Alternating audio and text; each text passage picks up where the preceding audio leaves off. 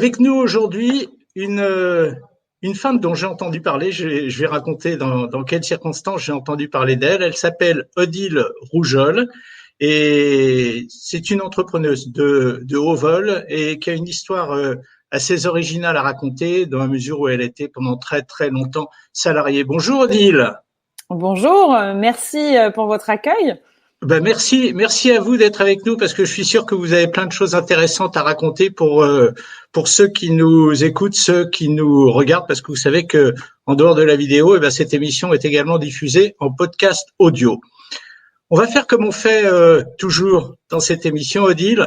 On va commencer par la photo qui est derrière moi. C'est une ville que vous connaissez bien, qui s'appelle Los Angeles. C'est toujours la première question que je pose à nos invités. Dans quelle mesure Los Angeles a-t-il compté dans votre parcours entrepreneurial et dans votre vie professionnelle telle qu'elle est aujourd'hui au mois d'octobre ou novembre 2020? Alors en fait, je suis arrivée à Los Angeles en février 2020, donc 15 jours avant le coronavirus pour tout le monde, mais aussi 15 jours avant l'attraper nous-mêmes. Donc ça peut beaucoup compter dans ma vie dans le sens où c'était un choix stratégique et professionnel de se dire que Los Angeles est une ville multiculturelle avec aussi bien l'entertainment, la tech, des entrepreneurs qui sont à créer des entreprises de biens de consommation, d'approche assez holistique de la beauté et de la mode, et en même temps différentes nationalités hispaniques, noires américaines, influence culturelle de l'Asie. Et aussi bien de l'Europe. Donc j'adore Los Angeles, nous sommes à Venice, j'y travaille en tant que venture capitaliste d'un petit fonds Fab Ventures, on y reviendra. Et Los Angeles est donc récente dans ma vie, mais chère à mon cœur depuis pas mal de temps. Oui, avant vous étiez déjà en Californie, mais vous étiez 800 kilomètres plus au nord, à San Francisco. On va en parler. Auparavant, donc j'ai dit dans mon préambule, j'ai dit Odile que vous étiez effectivement devenue entrepreneuse, on va dire, mais après avoir été très longtemps salarié, mais pas n'importe quel salarié. Alors votre histoire, moi je vais oublier des trucs si jamais je me mets en devoir de la raconter. Donc le mieux, c'est que vous nous racontiez votre histoire et on va voir que votre histoire professionnelle, Odile, elle est parsemée de très grands noms du commerce français. Alors c'est gentil. Donc en fait, si je résume, moi je suis rentrée dans le monde de la beauté en 1989 en sortant d'HEC et j'avais à l'époque c'était des courriers, j'ai fait 3 lettres Unilever, L'Oréal et Procter et la 4e c'était Chanel et Bourjois, j'oublie puisque c'est par ça que j'ai commencé, et ceux qui ont été les plus rapides pour me répondre c'était Chanel et Bourjois. Donc je suis rentrée en tant que chef de produit et pour faire une long story short comme diraient nos amis américains, j'ai fait jusqu'à mes 40 ans à peu près une carrière dans les cosmétiques, et ensuite je suis rentrée 6 ans dans l'industrie des telcos. Donc en fait quand je suis partie dans la Silicon Valley à 47 ans, ce qui est pas le cas de tout le monde, c'est qu'avec Eric on avait décidé, mon mari, de partir dès que le dernier aurait passé son bac. Et ce qu'on a fait, donc quand ils nous ont vu faire les cartons, ils se sont dit non mais ils sont pas sérieux, et en fait on l'était. Et c'est là où en fait on est arrivé effectivement à San Francisco dans la Silicon Valley avec juste à l'époque un visa L1 pour Eric qui me permettait quand même de travailler, et donc l'idée de s'installer dans la Silicon Valley qui pour moi était par les allers-retours que j'avais fait chez Orange à l'époque un moyen quelque part d'avoir un impact dans la vie des gens en utilisant la tech pour le meilleur. On pourra en reparler sur l'éducation, la santé, et donc c'est pour ça qu'on voulait venir à San Francisco. Vous étiez attiré manifestement par tout ce qui était luxe, fringues, cosmétiques, enfin tout ça au sens large. Et puis un jour, vous avez basculé chez Orange. Est-ce que ça veut dire que dans sa tête, professionnellement, Odile, elle a changé un petit peu son fusil d'épaule et qu'elle s'est dit, bon, je vais pas faire du luxe toute ma vie, même si c'est ce qui m'intéresse le plus, il faut que je monte une marche supérieure. Est-ce que je me trompe si je dis ça, Odile? Non, je crois que vous avez raison. Je pense que si je résume une vie, on a besoin de rencontrer des nouvelles personnes, de nouveaux univers, et la plupart des expatriés se retrouveront dans une quête quelque part de pousser les limites qu'on a. Donc L'Oréal est une très belle culture. Moi, mon dernier job chez L'Oréal, c'était patronne de Lancôme, donc je reportais en direct à un patron de la division luxe et à Jean-Paul Agon, qui prend sa retraite là, je crois dans quelques mois. Et en fait, j'avais l'impression qu'il y avait une façon d'innover, qui était très business, retail, des nouveaux produits chaque année, comment gérer ses piliers, comment avoir une cohérence de marque en Asie. J'étais très souvent dans les avions et il y avait comme une espèce de fatigue en me disant j'ai un peu fait le tour en fait en ayant une très belle culture et j'ai envie de connaître quelque chose d'autre. Alors Orange, c'est la caricature inverse, c'est des gens qui sont plus des polytechniciens et quelques centraliens, dont Delphine Arnaud, à qui je reportais à la France, qui sont des gens très analytiques, très dans l'assessment du risque, avec un métier noble qui est celui de du réseau, de comment connecter des gens à leur contenu, mais aussi aux gens qu'ils aiment. Et en particulier dans cette période Covid, je pense que les telcos ont joué un rôle important, comme les plateformes de communication. Et donc, je me suis retrouvée dans un monde qui était très différent en termes d'innovation. Mais je crois que si je caricature, je devais comprendre à peu près 30% des réunions quand en fait je suis arrivée, parce qu'ils parlaient tous avec des acronymes et des KPI que je ne maîtrisais pas. Et je pense qu'à la fin de mon parcours, au bout de 6 ans, je pense que je maîtrisais 70% des sujets et du contenu d'une réunion. Et le reste, je me disais, si j'ai pas compris, c'est pas très grave puisqu'on a défini la outcome. Mais ça m'a beaucoup aidé en fait à m'intégrer dans la Silicon Valley, qui est, comme vous le savez, très tech. Voilà. Ce qui est intéressant aussi, c'est qu'il y a une espèce de cohérence dans votre programme. Il y a effectivement tout ce que vous avez fait avant, les grandes marques de luxe, le cosmétique, etc. Et puis Orange chez les new technologies. Et on va au fur et à mesure de cette conversation arriver à ce qu'est votre vie professionnelle aujourd'hui, Odile. Et c'est vrai qu'aujourd'hui, tout est mixé. On va en reparler tout à l'heure. Tout est mixé, tout ce que vous avez appris au cours de votre carrière. Vous me dites si je me trompe, n'hésitez pas à me couper. C'est mon analyse au regard de ce que vous me racontez et de ce que j'ai lu pour vous. Mais auparavant, je voudrais vous poser une question. Entre la vie de salarié de très haut niveau que vous avez eue et la vie d'entrepreneuse, est-ce que vous étiez finalement préparée à devenir entrepreneuse après avoir été finalement toute votre vie courtisée d'une certaine manière? Alors quand on devient entrepreneur, on est plutôt là à essayer de courtiser les gens. Je pense que ce qui m'a aidé, c'est que j'étais business angel les dernières années en France. Donc depuis, comme je suis rentrée dans un des fonds qui est en train de faire son exit il y a à peu près 8 ans. Donc en fait, je pense que l'expérience d'être avec des entrepreneurs de 50 Partners, parce qu'en fait c'est des mentors qui investissent dans des entreprises et c'est des gens qui ont vraiment déjà réussi, qui ont créé des plateformes de data, des solutions tech. Ils m'ont accepté dans leur cercle parce qu'à l'époque ils n'avaient pas assez de femmes et que j'étais aussi business angel. Donc normalement je cochais pas toutes les cases. J'étais comme vous l'expliquez, cadre dirigeant, mais ils m'avaient accepté dans la bande et on faisait un voyage chaque année dans différents écosystèmes. Et à rencontrer des venture capitalistes, des incubateurs, des accélérateurs et des entrepreneurs. Et je pense que cette partie-là m'a beaucoup aidée en fait. Et ce qui a continué en parallèle de mon arrivée ici dans la Silicon Valley, c'est le fait que j'ai été mentor de pas mal de startups, ce qui m'a aussi pas mal aidé. Oui, et ce qui aujourd'hui va redevenir d'actualité, on va en parler. On ménage un petit peu un suspense. Du moins, on respecte une espèce de chronologie dans votre carrière, et pas seulement, Odile, également dans votre vie, parce que vous étiez aux États-Unis, vous êtes retourné en France, c'est peut-être en 2003. Vous me dites encore une fois si je me trompe. Vous êtes resté, je crois, 12 ans en France avant de revenir aux États-Unis. Donc, à part le luxe, à part l'envie de vous confronter aux nouvelles technologies, aux data, à tout ce machin-là, il y avait aussi l'envie de retrouver un pays que vous aimez très profondément. Du moins, c'est l'impression que moi j'en ai. Alors je sais, dans une période, faut réfléchir avant de répondre. Est-ce qu'on aime profondément les États-Unis en ce moment, parce que c'est un pays divisé, comme vous le savez, avec une crise culturelle forte depuis Black Lives Matter, le mouvement dont on a parlé, les incendies en Californie, les élections où les gens sont assez tendus. Mais en même temps, c'est un pays où tout est possible. Donc effectivement, je me retrouve dans ce que vous dites. En 2003, moi, quand je suis rentrée, j'avais qu'une envie, c'est de repartir à nouveau avec cette notion d'expatriation où vous touchez plus à votre culture collective française et en même temps, ce qui fait que vous aimez votre pays en France et la culture française et en même temps votre individualité en tant que management et leader, où souvent moi j'avais eu des réflexions dans mon management chez L'Oréal, où j'étais très exigeante et assez tonique, on va dire.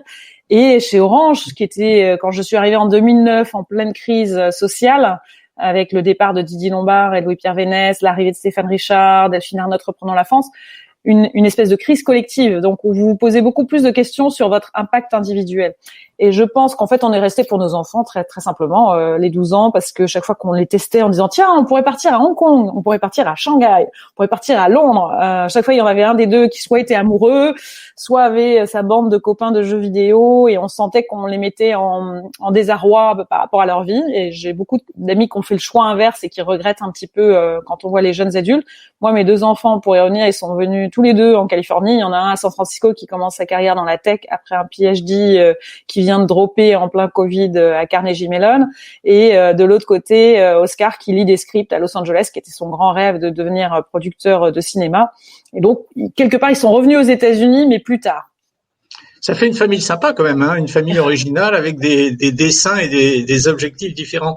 Vous citez beaucoup, Odile, vos anciens patrons, qui sont tous des grands patrons. Delphine Ernotte, elle est aujourd'hui à France Télévisions. Jean-Paul Agon, bon, il va démissionner, mais ça a été quelqu'un de très important.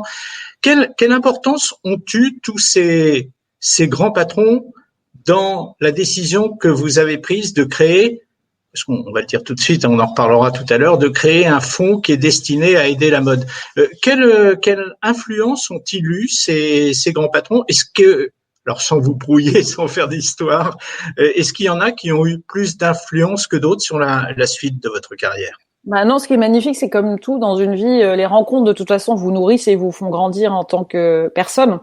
Donc je pense que de L'Oréal et de Jean-Paul Agon, j'ai appris beaucoup de détermination, de sens du détail, de cohérence, et puis cette notion de multiculturalité. Donc ça me reste, y compris dans le fond, je suis obsédée par ça, parce que je passais à peu près 30% de mon temps en Asie, à Shanghai, à Tokyo, à Séoul.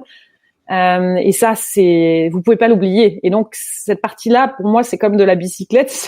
C'est quand je suis arrivée à San Francisco, j'étais comme dans mon bain, quoi, en disant je parle à tout le monde, un Brésilien, quelqu'un qui vient d'un pays que les autres ne connaissent pas très bien, mais en ayant les bonnes questions pour s'adapter. Et Delphine Ernotte, je pense que c'est une femme très forte en leadership féminin, qui m'a appris beaucoup, avec beaucoup d'empathie. C'est-à-dire que L'Oréal, je pense que les femmes ont tendance par moment à calquer leur comportement sur les hommes et à être très, ce que les Américains diraient bossy, pour survivre quelque part. Alors qu'en fait, Delphine Ernotte est beaucoup dans l'empathie et le collectif. Et je me rappelle que son premier discours, quand je suis arrivée en sortant de L'Oréal, elle m'a dit alors, t'en penses quoi? J'ai dit je comprends pas. Tu as fait tout ton discours en disant nous. Alors qu'en fait, moi, je suis habituée à dire je, et après à ouvrir les bras et à parler de l'équipe, mais être descendant en fait. Et elle me disait mais je comprends pas ce que tu me dis. Et donc je pense que la culture des deux maisons est assez différente, très collective chez Orange, très belle culture aussi chez L'Oréal. Mais du coup, j'ai pris le meilleur pour me retrouver dans le fonds que je viens de créer et dans la notion d'aider des startups, avec cette notion multiculturelle d'un côté, et puis attention aux inégalités ou à la diversité de manière très très aiguë, peut-être surtout grâce à Delphine Ernotte et aux années passées chez Orange, où le gender equality est quelque chose de fondamental, y compris d'ailleurs un des credos de Stéphane Richard. Ouais, alors ce fameux nous qu'utilisait Delphine Ernotte et que vous avez appris à utiliser, on peut appeler ça aussi de l'empathie, ou du moins c'est mon mot à moi, de la communication empathique. Est-ce que c'est quelque chose qui vous a servi par la suite, le jour où vous avez franchi le pas de salarié à entrepreneur? Sûrement. Alors moi, je ne serais pas qualifiée de quelqu'un d'empathique. Notre amie commune, on y reviendra peut-être, a beaucoup d'empathie, par exemple, mais je suis quelqu'un de déterminé, dans la performance, dans une intelligence relationnelle, mais assez rationnelle en fait. Donc, je ne sais pas. Odile, ouais. Être rationnel et être empathique, c'est pas quelque chose d'antinomique, c'est pas quelque chose qui est impossible.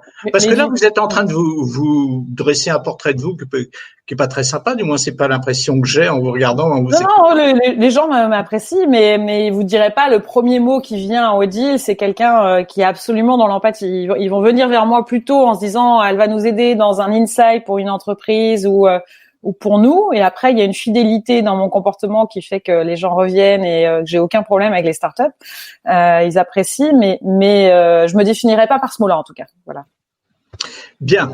On va arriver donc, parce que ça fait déjà 15 minutes qu'on parle ensemble, ça passe vite, hein. On va arriver donc à ce qui est votre quotidien aujourd'hui.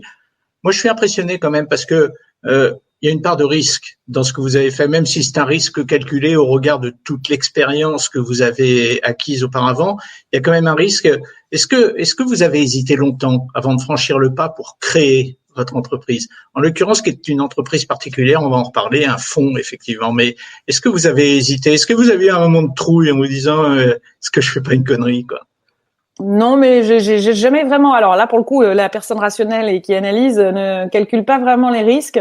J'ai toujours fait comme ça. Je me rappelle d'ailleurs, en étant une jeune DG, j'avais annulé toute une campagne média pour tout mettre à l'époque chez Sephora et faire un énorme show aux Champs-Élysées. Je devais doubler la part de marché et je me rappelle mon patron Europe, paix à son âme maintenant, qui disait si tu rates cette campagne, tu es viré. Et j'avais souri parce qu'à l'époque je me disais mais je vais réussir. Donc, je pense que les choses se font l'un après l'autre, un pied après l'autre, sans trop programmer. Ça a plutôt été mon fonctionnement habituel. Voilà. Odile, on est maintenant en 2017, il y a 3 ans. Donc, vous êtes revenu aux États-Unis 2 ans plus tôt. Et Odile se dit, la mode, le luxe, tout ça, ils sont pas assez au goût du jour. Et pour être plus au goût du jour dans leur manière de fonctionner, ils devraient avoir plus d'argent. Donc, je vais les aider en créant un fonds. Et moi, je schématise, hein, je suis pas du tout connaisseur, donc je schématise de manière sûrement un peu grossière. Je vais les aider en créant un fonds pour les aider justement à se développer à l'aide des nouvelles technologies. Est-ce que c'est ça?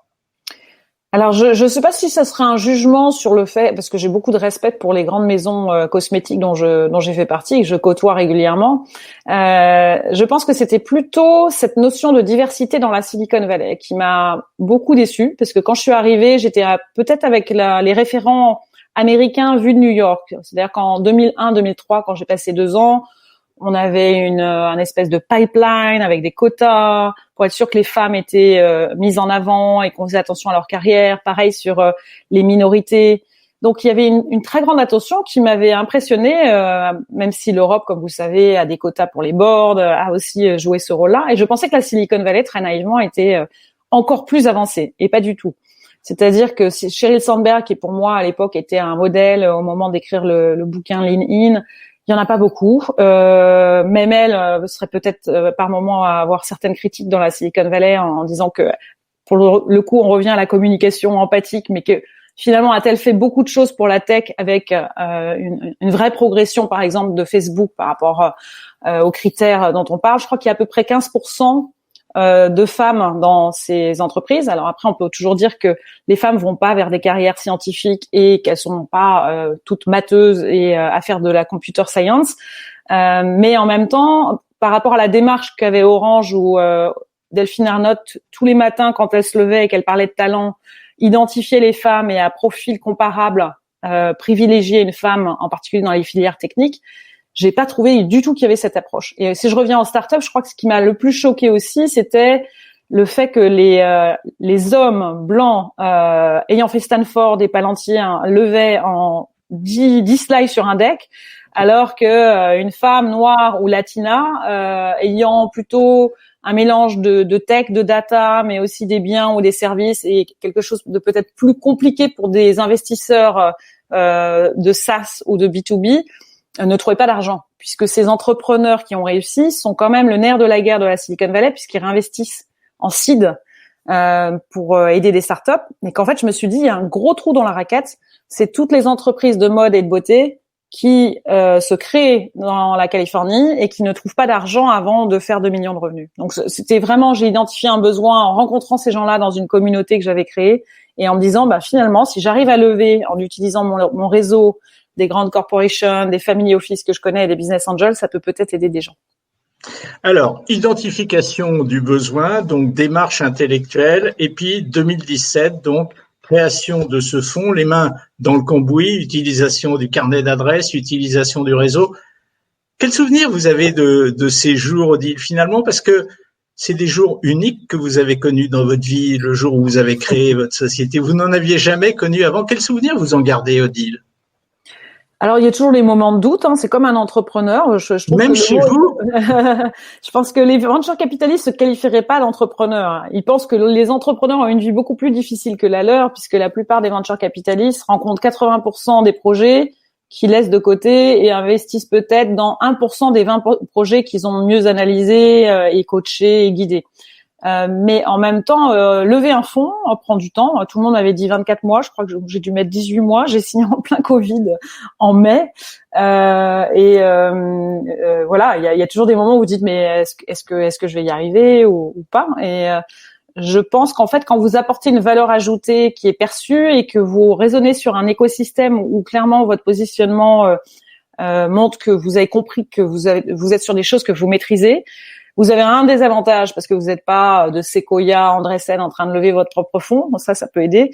Mais en même temps, quand vous apportez ce qu'ils appellent les profils d'operator, donc des qualités que n'ont pas d'autres VC, vous trouvez assez vite votre place. Et pour les fondateurs qui vous font confiance, et pour les autres venture capitalistes qui vous envoient en fait des entreprises qu'ils apprécient, et pour les investisseurs qui investissent en tant que LPs dans votre fonds. Donc le moment de doute, si moment de doute il y a eu, donc il a duré très très peu de temps. C'était au mois de mai, donc c'est tout récent. On a tendance à penser que depuis le mois de mai, on est octobre-novembre, on a tendance à penser que depuis le mois de mai, il s'est rien passé nulle part. Est-ce que pour vous c'est vrai? Mais à mon avis, la réponse ça va pas être ça.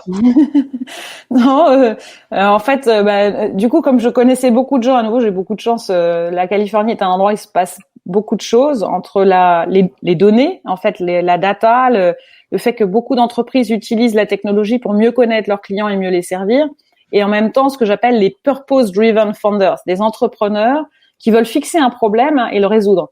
Donc, j'avais beaucoup déjà de gens qui étaient connectés à moi-même. Donc, ça veut dire que je crois que début juin, j'ai dû signer trois deals, comme ils disent, 3 entrepreneurs qui ont accepté d'être financés par Fab Studio. Alors, je peux en parler. D'ailleurs, il y en avait un qui était sur les cheveux et la clean beauty en étant sur des systèmes de biomimétisme. Il y avait Dr Elsa Youngman, qui est la seule française dans le portfolio, qui est une jeune femme qui avait eu un choc sur sa peau, un choc toxique qui fait qu'elle a créé une marque de clean beauty en étant PhD en chimie et maintenant en Californie. Et j'ai signé depuis 10 entreprises qui sont dans des domaines aussi différenciés que le woman wellness et les problèmes des femmes. Donc l'éducation sexuelle s'arrête assez tôt aux États-Unis. Il y a plein de choses liées à la représentation du corps en fait. Il y a des communautés qui sont créées sur les gender identity, la fluidité, toute la génération Gen Z comme on dit, qui quelque part est beaucoup plus à vouloir s'exprimer en fait par rapport à des valeurs et à des choses. Donc c'est des produits, mais en même temps ils s'expriment sur eux.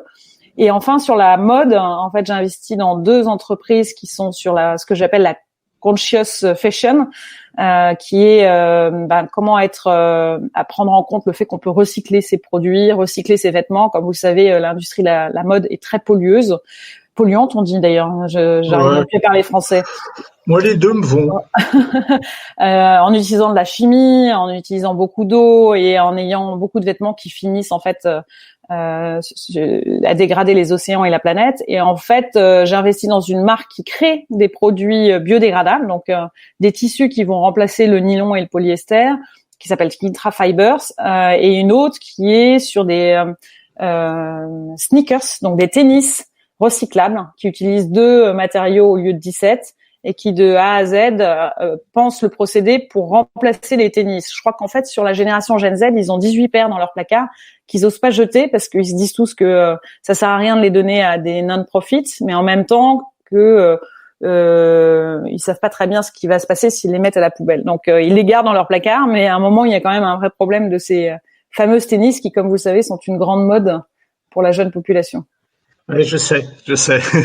Odile, on a parlé des produits que vous allez aider à grandir.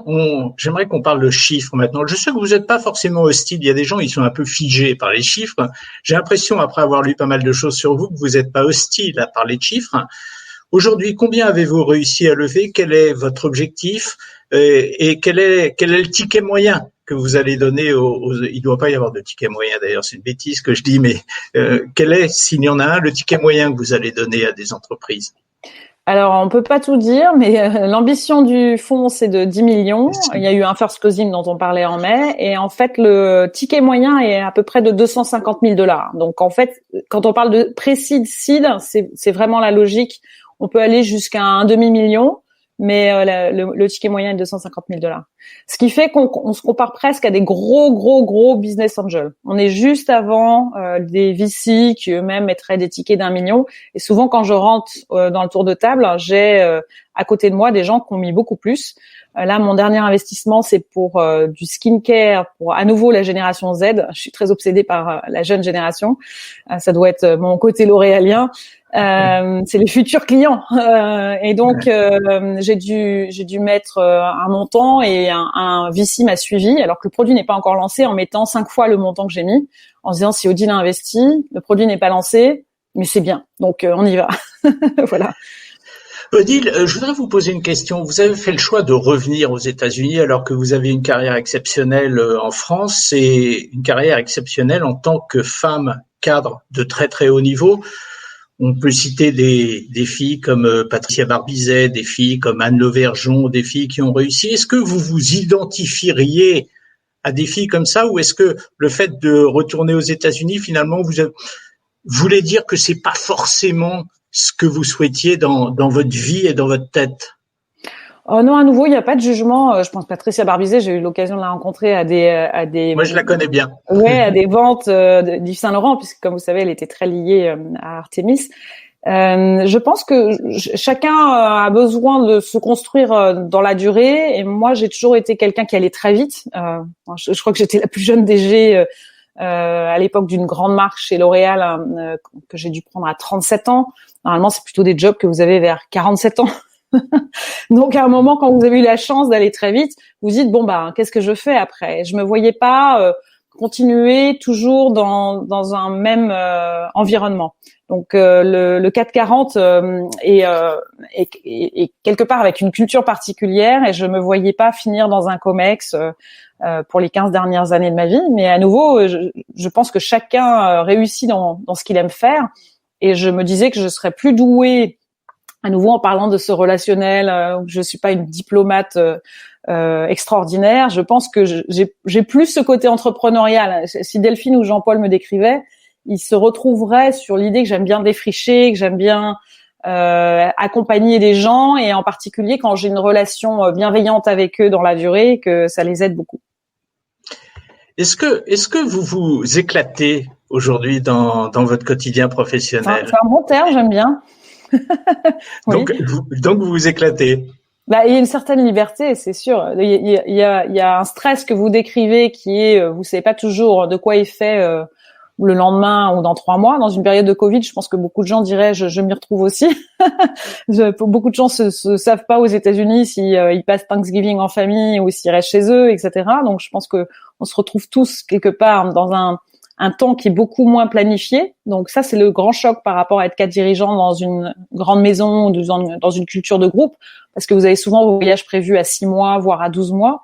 Et là, par moment, vous voyez pas votre agenda à plus d'1 mois, en fait. C'est exactement ce que vous dites.